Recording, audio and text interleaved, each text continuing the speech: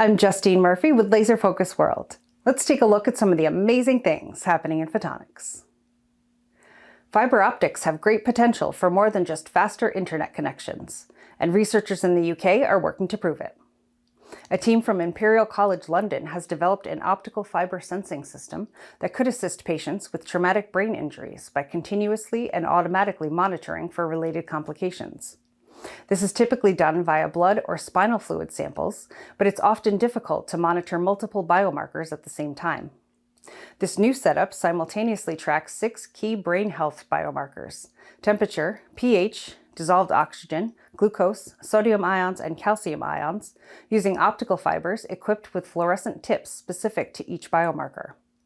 The fibers are incorporated into a catheter to create a cerebrospinal fluid sensing system before machine learning algorithms provide data about all of the biomarkers. In a series of tests, the team found their system could accurately determine pH, temperature, and dissolved oxygen levels in several samples and identify changes in ion and glucose concentrations. The researchers say the new optical fiber-based approach could not only monitor brain injury complications, but also detect impending secondary injuries.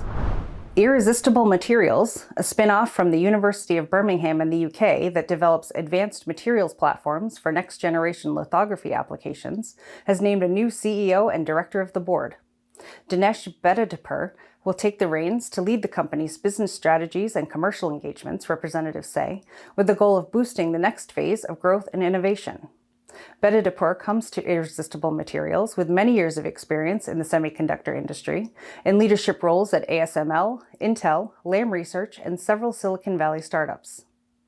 In other business news, Teradyne, a Massachusetts-based test and measurement equipment manufacturer, is set to acquire New Zealand-based Quantifi Photonics, a supplier of testing products used for photonic integrated circuits, co-packaged optics, and pluggable optics. Teradyne representatives say the venture will allow the company to deliver scalable photonic integrated circuit test solutions and accelerate development of cost-effective, high-throughput test solutions for optical module testing. With its high thermal stability and mechanical adaptability, polyimide film has become standard for manufacturing thin, flexible electronic devices.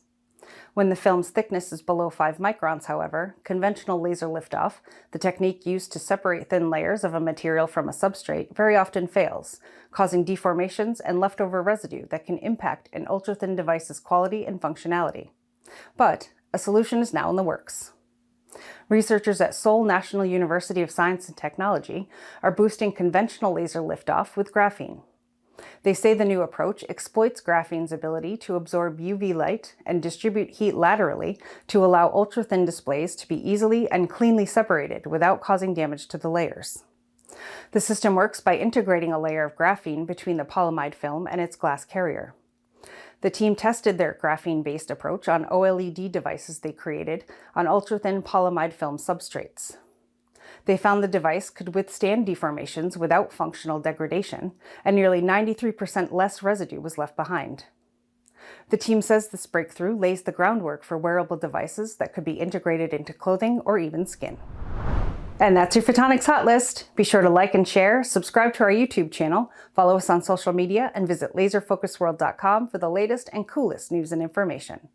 Check out our Following the Photons podcast, too, for some cool interviews and news impacting the industry.